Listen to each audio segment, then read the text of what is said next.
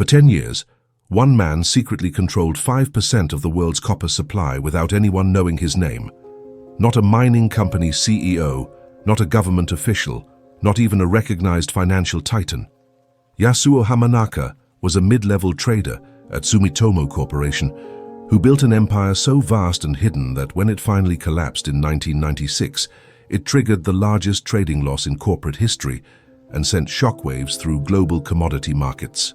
His unauthorized positions totaled $2.6 billion in losses, enough to buy every share of major corporations and still have change left over. While world leaders debated copper prices and mining companies planned production based on market signals, Hamanaka was the market. He single-handedly moved prices up and down, creating artificial scarcity in a metal essential to everything from electrical wiring to plumbing systems. For a decade, the global economy unknowingly danced to the rhythm of one Japanese trader's secret manipulations. This is the story of Mr. Copper, the man who proved that in the shadows of international finance, a single individual could control commodities that nations depended on, until the day his empire finally crumbled and revealed the terrifying extent of his hidden power. When Yasuo Hamanaka began his career at Sumitomo Corporation in 1970, copper trading represented a relatively quiet backwater of international commodities markets. Unlike oil or gold, copper rarely captured public attention despite being essential to modern industrial civilization. Every electrical wire, every water pipe, every circuit board depended on copper, making it one of the most economically critical metals in the world. Yet copper markets operated in relative obscurity, dominated by a small community of specialized traders, mining companies, and industrial buyers who understood the metal's crucial role in global manufacturing. Sumitomo Corporation, founded in 1919, had built its reputation on metals trading, particularly copper. The company's roots traced back to the Meiji period, when Japan began modernizing its industrial base and needed reliable access to raw materials. By the 1970s, Sumitomo had become one of Japan's major trading houses, with operations spanning multiple commodities and geographic markets. The corporation's copper division occupied a prestigious position within the company, responsible for managing trades worth hundreds of millions of dollars annually. Hamanaka's early career showed little indication of the empire he would eventually build. Born in 1950, he joined Sumitomo as a junior trader after graduating from university with an economics degree. His colleagues described him as quiet, methodical, and intensely focused on understanding market dynamics. He spent years learning the technical aspects of copper trading, supply and demand fundamentals, seasonal patterns, industrial usage cycles, and the complex relationships between mining production and manufacturing demand. The copper market that Hamanaka entered in the early 1970s operated through a combination of physical trading and financial instruments centered primarily on the London Metal Exchange. Established in 1877, the LME had evolved into the world's premier venue for metals trading, where prices were set through a unique combination of open outcry trading and private negotiations.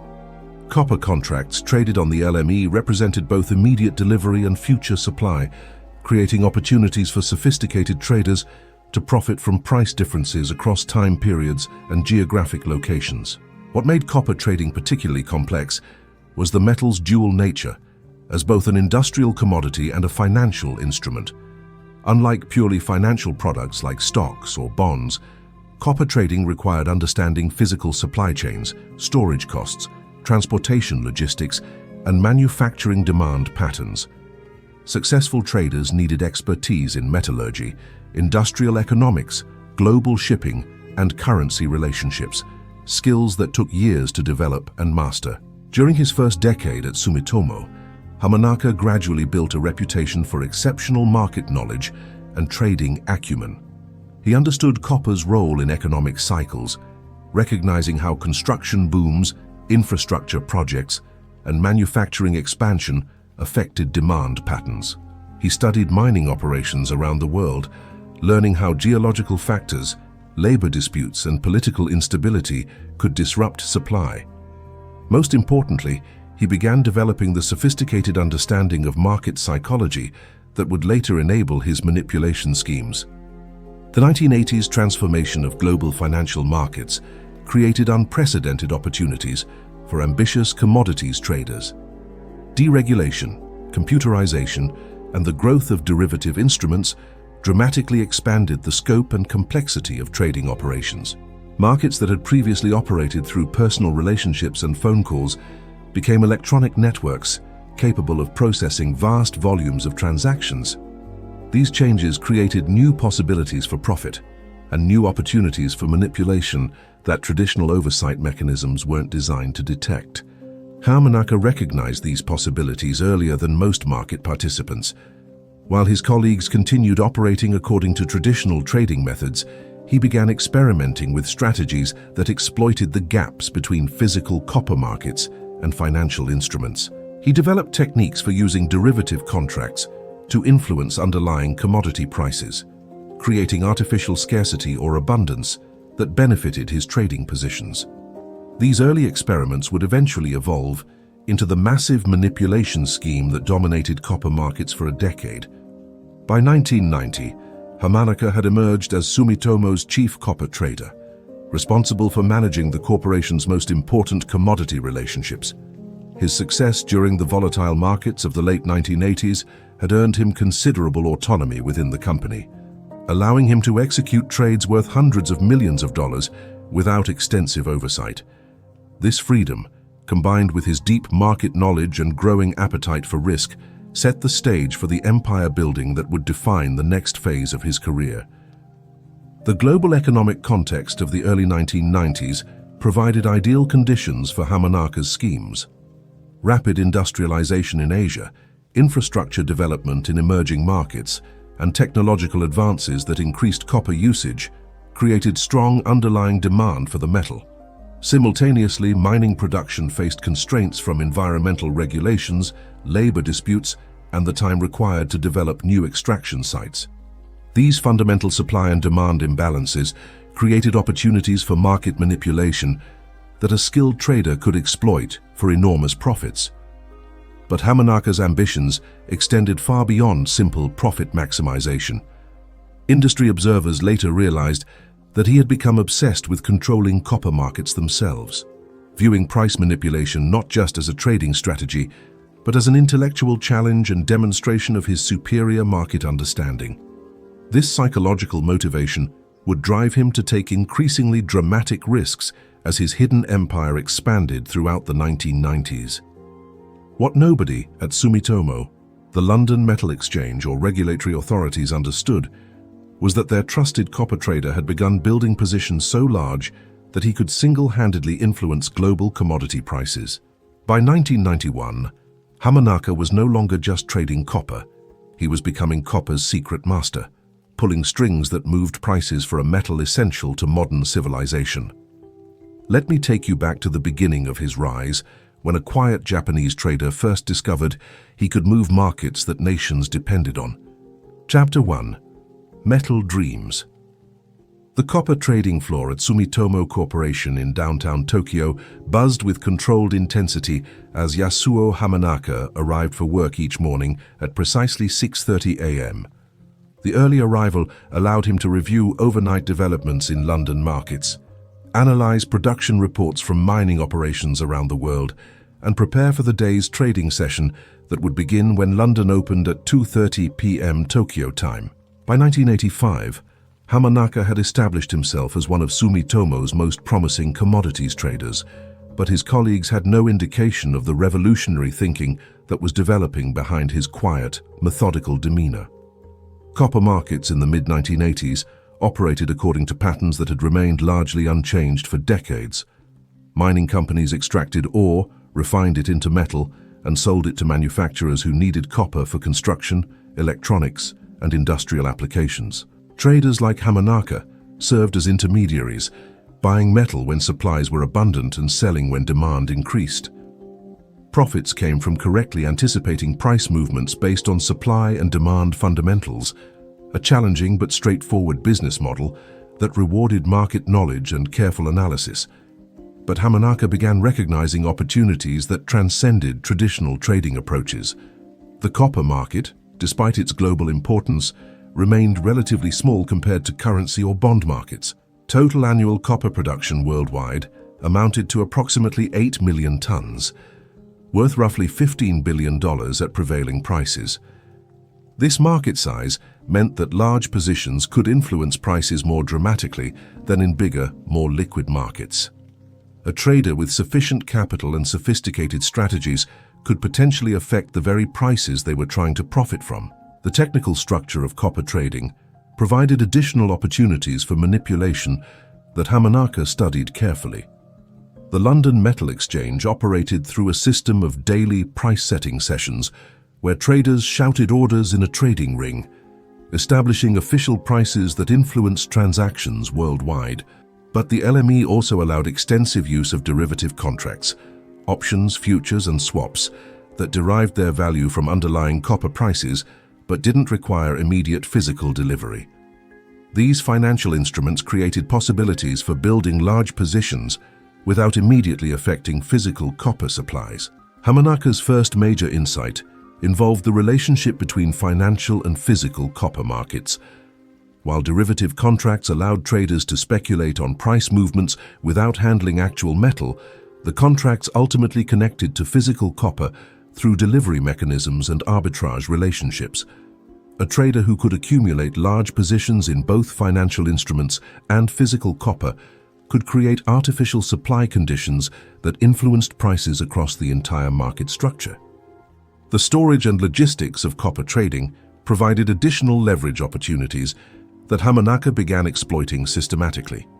Unlike currencies or bonds, which existed only as electronic records, copper trading involved physical metal that had to be stored, transported, and delivered.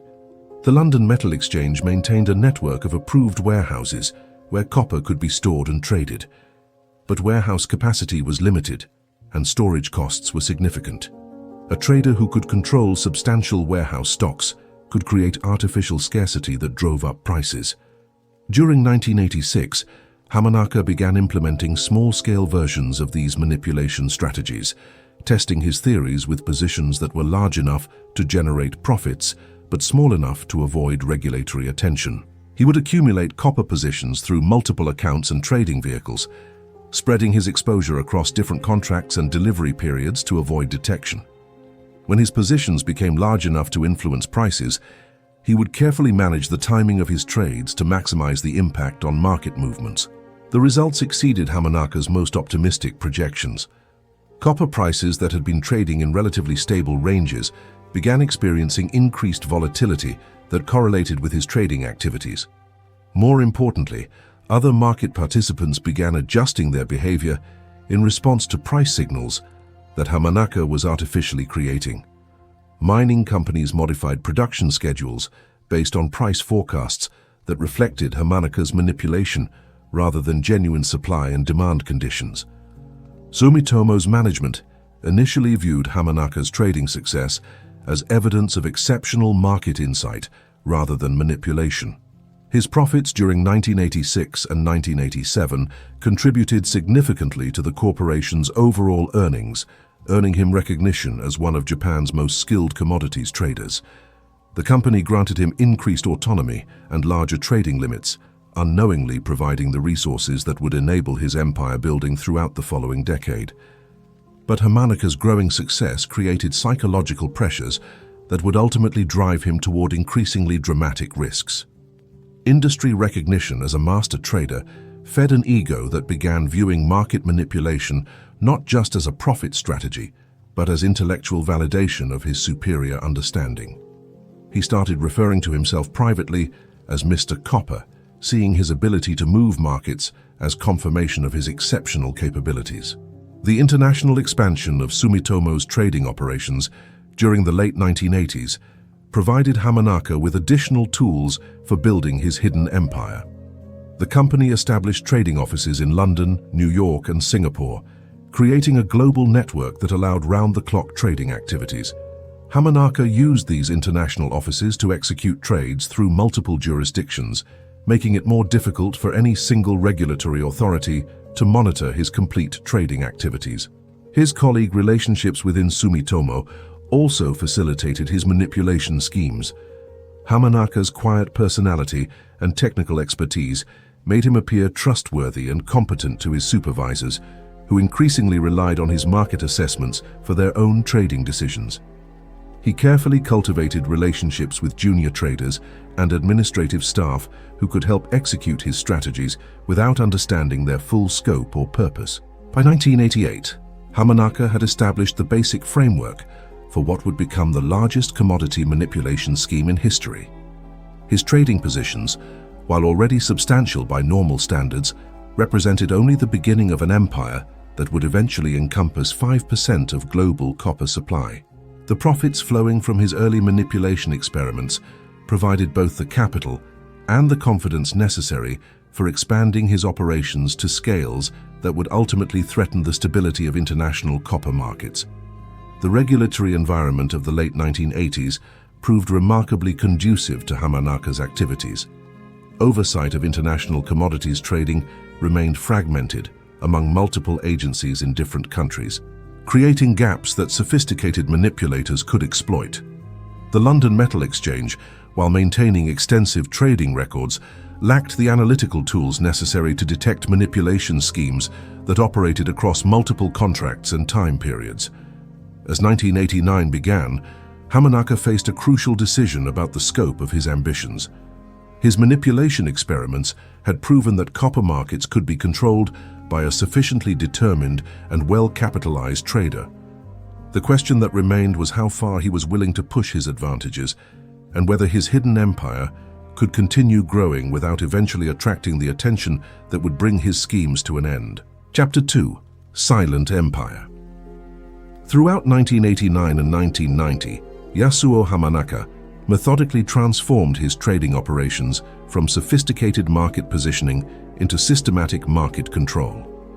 The empire he constructed operated through layers of complexity designed to hide its true scope from regulators, competitors, and even his own colleagues at Sumitomo Corporation. Each component of his manipulation network appeared legitimate when viewed individually, but together they created a system capable of controlling copper prices across multiple markets simultaneously. The foundation of Hamanaka's empire lay in his mastery of the London Metal Exchange's trading mechanisms. Unlike stock markets where individual transactions were immediately visible to all participants, the LME operated through a combination of open outcry trading, telephone negotiations, and private deals that provided multiple opportunities for concealing large positions. Hamanaka exploited these opacity features by spreading his copper purchases across dozens of different accounts, trading entities, and contract periods. His strategy involved building what traders call net long positions, owning more copper through various financial instruments than he had sold forward for future delivery. But rather than accumulating these positions through obvious large purchases that would drive up prices immediately, Hamanaka used sophisticated timing and disguise techniques. He would buy copper contracts gradually over weeks or months, mixing his purchases with normal trading activities to avoid creating obvious price spikes that might attract attention. The physical storage aspect of Hamanaka's empire provided crucial leverage for his manipulation schemes. Copper trading involved not just financial contracts, but actual metal that had to be stored in approved warehouses. By accumulating large quantities of physical copper and storing it in LME-approved facilities, Hamanaka could create artificial scarcity that affected both spot prices and future contract values. Market participants who needed immediate copper delivery would find supplies artificially constrained, forcing them to pay premium prices. Hamanaka's warehouse strategy operated across multiple locations throughout Europe and Asia, preventing any single facility from accumulating suspicious concentrations of metal. He used intermediary companies and trading partnerships to obscure his control over warehouse stocks, creating the appearance of diverse ownership while maintaining centralized control over supply decisions. This geographic dispersion also complicated regulatory oversight, as authorities in different countries operated with limited coordination. The financial engineering that supported Hamanaka's empire required sophisticated understanding of derivative instruments and currency relationships. He used copper options to amplify his market exposure without requiring proportional capital investment. Currency swaps and forward contracts allowed him to hedge exchange rate risks while building positions. Complex financial structures spread across multiple jurisdictions made it extremely difficult for any oversight authority to calculate his total market exposure. By 1991, industry analysts began noticing unusual patterns in copper markets that nobody could adequately explain. Prices showed increased volatility that didn't correspond to obvious supply and demand fundamentals. Physical copper supplies appeared tighter than mining production, and industrial demand suggested they should be. These anomalies generated extensive speculation about possible manipulation, but investigators couldn't identify any obvious culprits or smoking gun evidence. Hamanaka's success in avoiding detection resulted partly from his deep understanding of regulatory limitations and oversight gaps. International commodity markets operated under fragmented supervision, with different agencies responsible for different aspects of trading activity. The London Metal Exchange regulated trading conduct during official sessions, but had limited visibility into off-exchange transactions. National securities regulators focused primarily on domestic markets and lacked comprehensive jurisdiction over international commodity trading. The profits generated by Hamanaka's manipulation schemes during this period were staggering by any measure. Conservative estimates suggest that his trading activities generated several $100 million in profits for Sumitomo Corporation between 1989 and 1992. These profits came not just from accurate market predictions, but from Hamanaka's ability to create the very market conditions from which he profited.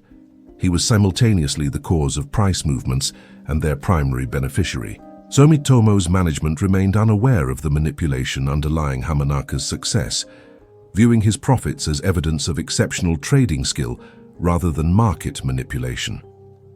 The company's internal controls, designed for conventional trading operations, were inadequate for detecting sophisticated manipulation schemes that operated across multiple markets and instruments. Hamanaka's quiet personality and technical competence made him appear trustworthy to supervisors who lacked the detailed market knowledge necessary to evaluate his activities critically. The international expansion of Hamanaka's empire during this period reflected his growing confidence and ambition. He established trading relationships with major copper consumers and producers worldwide, positioning himself as an indispensable intermediary in global copper markets. Mining companies began consulting with him about production planning and pricing strategies, unknowingly seeking advice from the very person who was manipulating the markets they depended on. Hamanaka's manipulation techniques evolved constantly as he learned to exploit new opportunities and avoid emerging threats. He developed sophisticated methods for coordinating his activities across time zones, using the global nature of copper trading to maintain continuous market pressure. His trading positions would shift between London, New York, and Asian markets as daily trading sessions moved around the world, creating persistent influence over prices regardless of geographic location. The psychological impact of sustained success began affecting Hamanaka's decision-making in ways that would ultimately prove dangerous. His ability to move markets that nations depended on fed an ego that viewed market manipulation as intellectual achievement rather than criminal activity. He began taking larger risks and building more aggressive positions, confident that his superior understanding would enable him to maintain control indefinitely. By 1992, Hamanaka controlled copper positions worth several $1 billion across multiple markets and instruments. His influence over copper prices had become so extensive that industry participants unknowingly planned their operations around price signals that he was artificially creating. Mining companies adjusted production schedules based on demand forecasts that reflected Hamanaka's manipulation rather than genuine market conditions. The scale of his hidden empire had grown beyond anything the copper industry had previously experienced. Yet, regulatory authorities remained unaware of its existence. Hamanaka had successfully created a system for controlling a commodity essential to modern civilization, while avoiding detection by oversight agencies designed to prevent exactly such manipulation.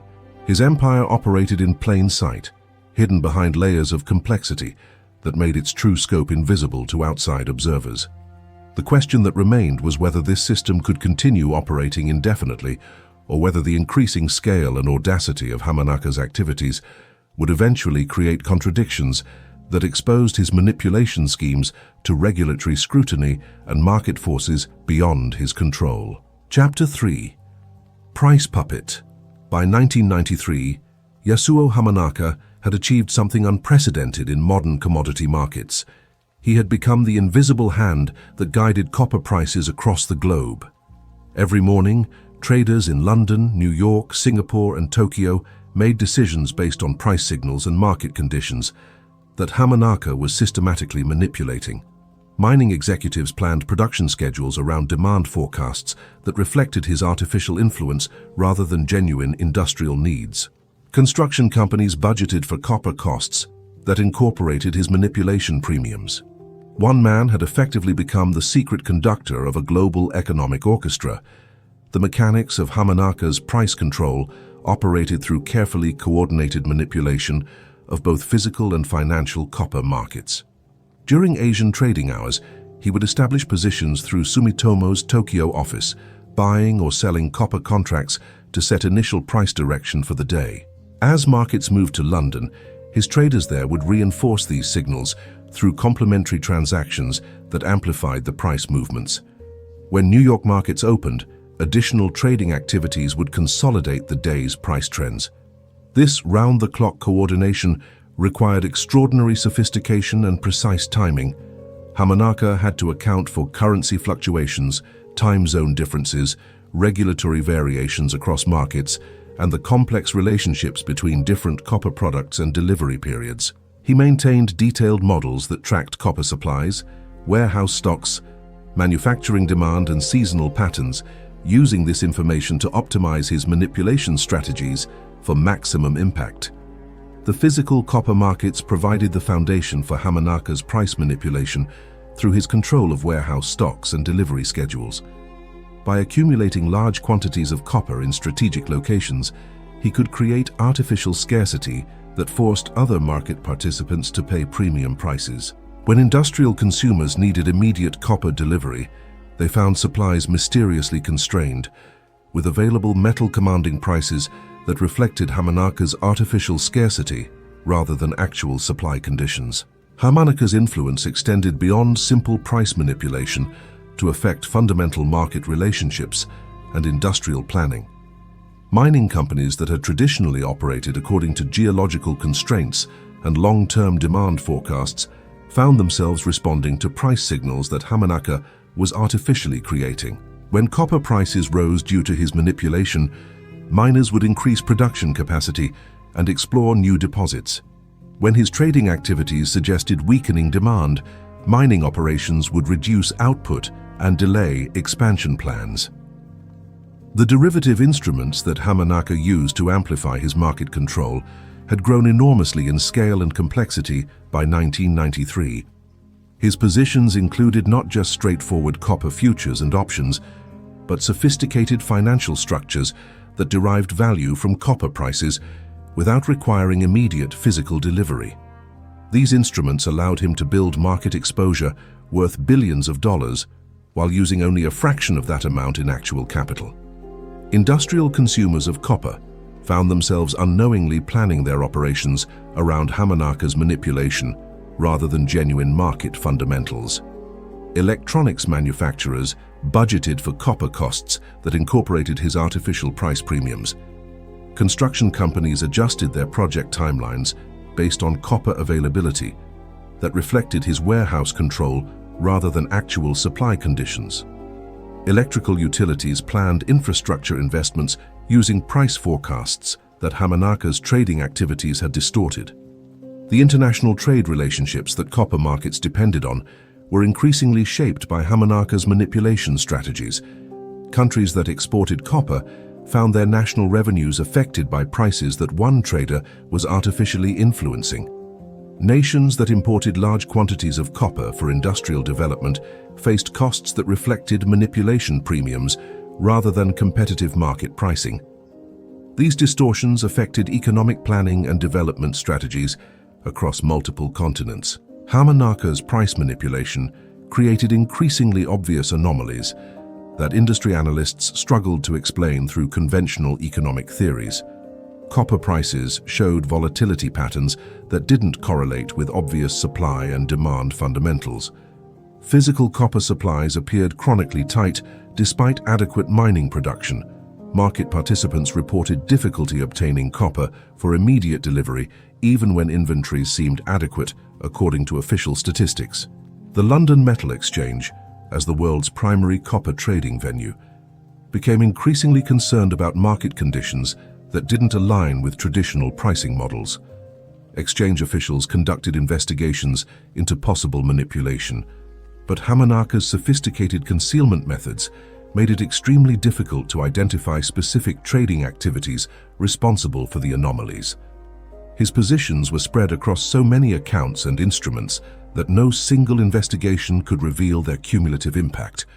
Regulatory authorities in multiple countries began receiving complaints from industrial copper consumers who reported difficulty obtaining metal at reasonable prices.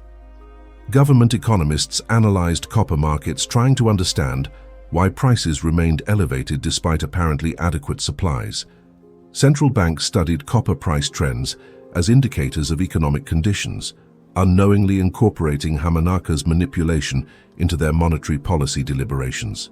The profits that flowed from Hamanaka's price manipulation during 1993 and 1994 reached levels that strained credibility even within Sumitomo Corporation. His trading division generated returns that exceeded the profitability of major industrial operations, creating results that should have triggered intensive scrutiny. However, the complexity of commodity trading and Hamanaka's reputation for expertise allowed these extraordinary profits to be attributed to exceptional skill rather than market manipulation. International copper producers and consumers began adapting their strategies to accommodate what they perceived as new market realities, not realizing they were actually adapting to Hamanaka's manipulation. Mining companies developed new extraction techniques and explored previously uneconomical deposits in response to prices that reflected artificial rather than genuine demand. Manufacturing companies redesigned products to reduce copper content, unknowingly responding to manipulation premiums that Hamanaka was systematically extracting. The economic ripple effects of Hamanaka's price manipulation extended far beyond copper markets themselves. Industries that depended heavily on copper, construction, electronics, telecommunications, electrical equipment, found their cost structures affected by prices that incorporated manipulation premiums. These cost increases were passed along to consumers through higher prices for homes, appliances, and infrastructure projects. By 1994, Hamanaka's control over copper prices had become so extensive that market participants began referring to unusual price movements as the Tokyo effect, unknowingly attributing market manipulation to his influence without understanding its actual source. His empire had grown beyond anything previously seen in commodity markets, yet its very success was creating pressures that would eventually threaten its continued operation. The question facing Hamanaka was whether he could maintain control over increasingly large and complex positions indefinitely, or whether the growing scale of his empire would eventually create contradictions that exposed his manipulation to regulatory detection and market forces beyond even his sophisticated control systems. Chapter 4. Hidden Billions. The scope of Yasuo Hamanaka's financial empire by 1994 defied conventional understanding of individual trading capacity and market influence. Conservative estimates suggest that his copper positions across all markets and instruments totaled approximately $8 billion in notional value, roughly equivalent to half of all copper produced worldwide in an entire year. These positions were carefully distributed across hundreds of different accounts, trading entities, and financial instruments, creating a web of exposure so complex that even sophisticated auditors would have struggled to trace its complete scope.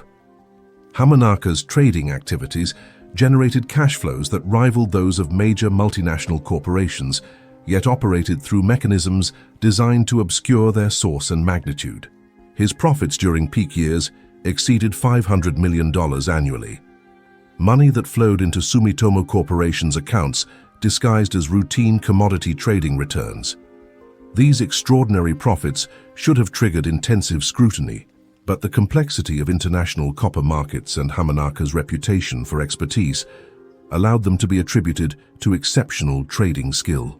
The capital requirements for maintaining Hamanaka's empire necessitated sophisticated financial engineering that exploited gaps in international banking regulations and commodity financing rules. He used copper itself as collateral for loans that funded additional copper purchases, creating a self-reinforcing system where his market control generated the capital necessary to expand that control further. Banks that provided this financing viewed copper as a stable, liquid commodity suitable for collateral purposes, not realizing they were funding systematic market manipulation. Hamanaka's warehouse operations had evolved into a global network of storage facilities that controlled substantial portions of immediately available copper supplies. His companies and trading partnerships maintained copper stocks in London, Rotterdam, Singapore, and other major trading hubs, creating artificial choke points that could constrain supply whenever he needed to manipulate prices. These warehouse stocks represented billions of dollars in physical copper that other market participants needed but couldn't access at reasonable prices. The derivative instruments that amplified Hamanaka's market control had grown to encompass virtually every type of financial contract related to copper pricing.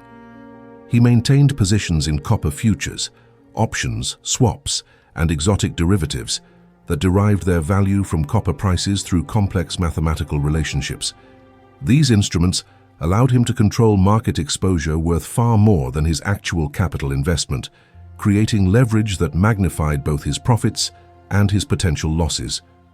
International copper mining companies found themselves unknowingly operating according to production schedules and investment plans that reflected Hamanaka's manipulation rather than genuine market conditions. When his trading activities suggested strong demand, miners would increase production capacity and explore new deposits. When his positions required lower prices, reduced mining activity would follow as companies responded to artificially weakened demand signals. The currency hedging requirements for Hamanaka's global operations created additional layers of complexity that further obscured the empire's true scope. Copper traded in multiple currencies across different markets, requiring extensive foreign exchange transactions to manage currency exposure. These hedging activities generated their own profit opportunities while providing additional concealment for the underlying copper manipulation.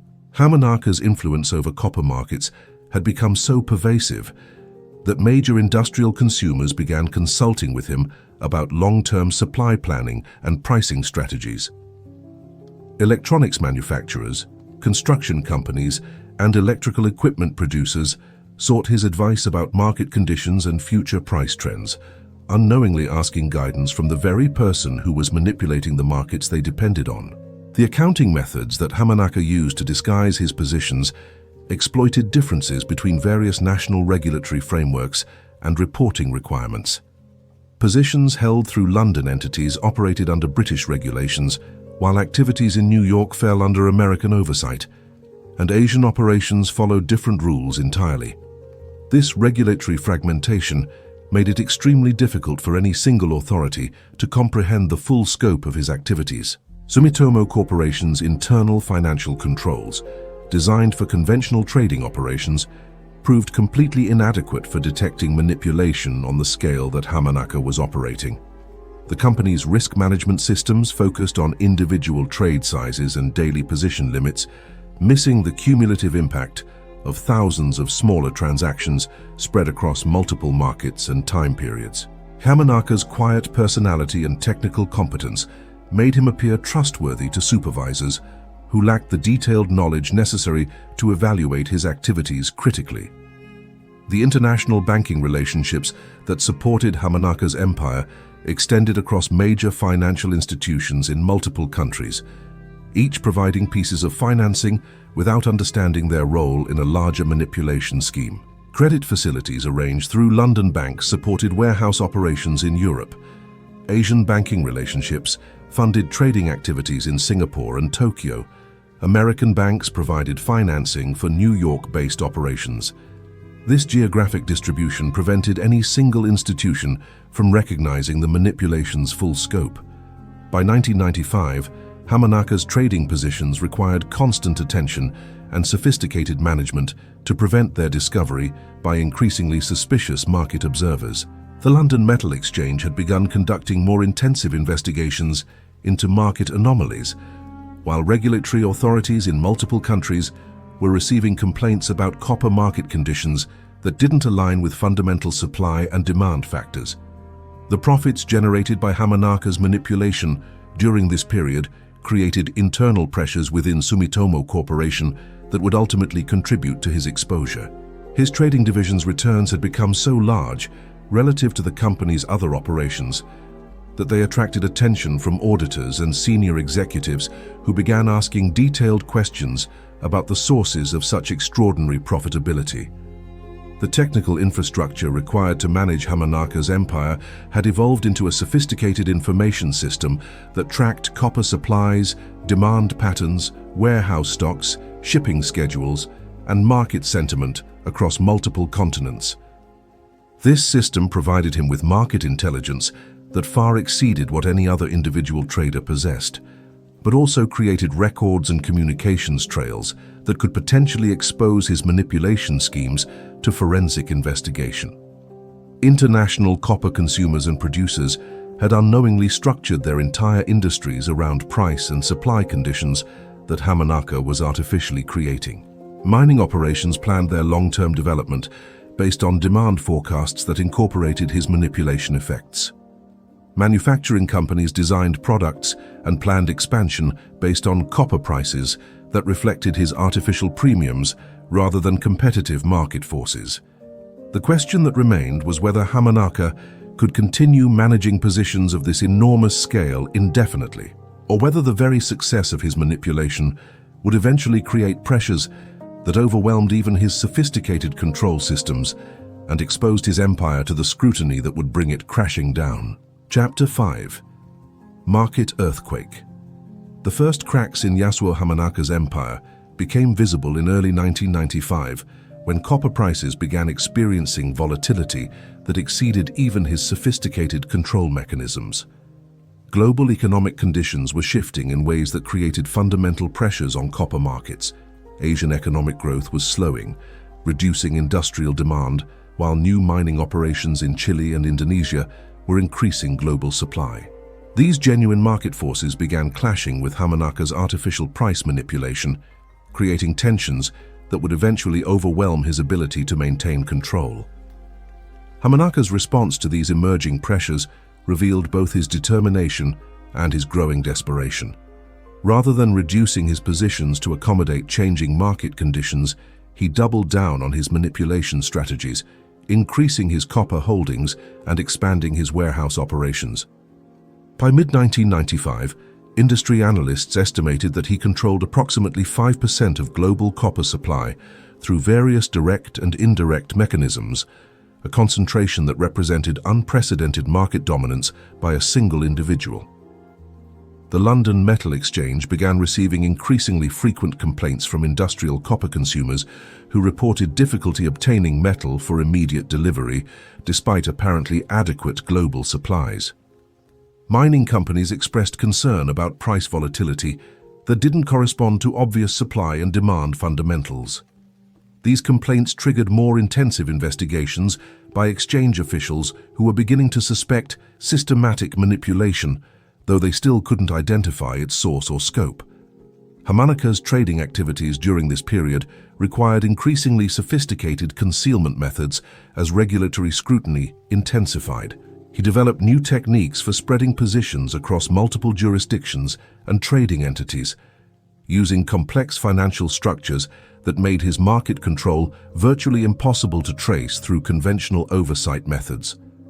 These defensive measures consumed increasing amounts of time and resources while generating additional operational risks.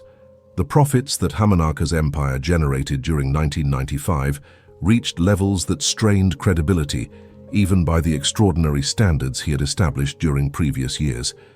His trading division reported returns exceeding $1 billion, numbers that represented a substantial portion of Sumitomo Corporation's total profitability.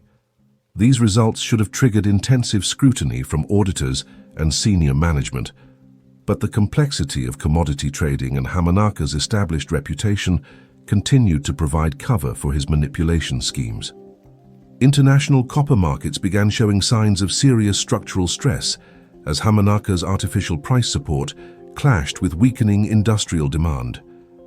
Physical copper supplies remained artificially tight due to his warehouse control, yet underlying consumption was declining as Asian economies slowed and European growth stagnated. This contradiction between artificial supply constraints and genuine demand weakness created market conditions that industry participants found increasingly difficult to understand or predict. The currency crises that affected Asian economies during 1995 created additional pressures on Hamanaka's empire by disrupting the exchange rate relationships that his hedging strategies depended on. Sudden fluctuations in the Japanese yen, Thai baht, and Indonesian rupiah affected the dollar-denominated copper positions that formed the foundation of his manipulation schemes. These currency movements generated massive additional risks that complicated his already precarious position management. Hamanaka's attempts to maintain control over copper prices in the face of weakening fundamentals required increasingly aggressive trading tactics that left obvious traces in market data. His purchases of copper contracts during periods when industrial demand was clearly declining created price patterns that sophisticated market observers began recognizing as evidence of manipulation. The timing and scale of these transactions suggested coordinated efforts to support prices artificially, rather than responses to genuine supply and demand conditions. The international banking relationships that supported Hamanaka's operations began showing signs of strain as credit officers became concerned about the concentration of lending exposure to copper-related activities. Banks that had provided billions of dollars in financing for his warehouse operations and trading activities started asking more detailed questions about the business rationale for such large positions. These inquiries forced Hamanaka to develop increasingly elaborate explanations for his trading strategies and financing requirements. Sumitomo Corporation's senior management finally began asking serious questions about the source of their copper division's extraordinary profitability during late 1995. Internal audits revealed trading activities on a scale that exceeded anything in the company's previous experience, with positions spread across so many different markets and instruments that their cumulative risk was difficult to calculate. These discoveries triggered emergency management meetings and demands for detailed explanations that Hamanaka struggled to provide convincingly. The technical infrastructure that Hamanaka used to manage his empire began experiencing operational problems as the scale and complexity of his positions exceeded the capacity of existing systems. Computer networks designed for conventional trading operations struggled to process the volume of transactions required to maintain his manipulation schemes.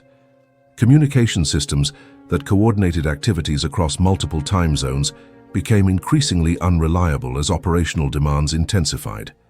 International regulatory authorities began coordinating their investigations into copper market anomalies more effectively during 1995, sharing information that revealed patterns of suspicious activity across multiple jurisdictions. The London Metal Exchange, American commodity regulators, and Japanese financial authorities started comparing their investigation results, gradually developing a more complete picture of the manipulation that individual agencies couldn't detect independently. Industrial copper consumers began implementing alternative sourcing strategies to reduce their exposure to market manipulation that they couldn't identify specifically but could observe through price and availability patterns. Electronics manufacturers developed supply relationships with smaller mining operations that operated outside traditional LME channels. Construction companies began substituting alternative materials where possible to reduce their dependence on copper that seemed subject to artificial price manipulation. The psychological pressure of maintaining such an enormous and precarious empire began affecting Hamanaka's judgment in ways that increased his operational risks. Associates described him as increasingly isolated and defensive, unwilling to discuss details of his trading strategies, even with close colleagues. His decision-making became more erratic, and his risk tolerance expanded beyond rational limits as he struggled to maintain control over positions that had grown beyond any individual's capacity to manage effectively. By December 1995, multiple indicators suggested that Hamanaka's empire was approaching a crisis point that would test whether even his sophisticated manipulation techniques could maintain control over market forces that were increasingly working against his positions. The contradiction between artificial price support and weakening underlying demand was creating pressures that would soon exceed his capacity to manage, setting the stage for a collapse that would send shockwaves through global commodity markets.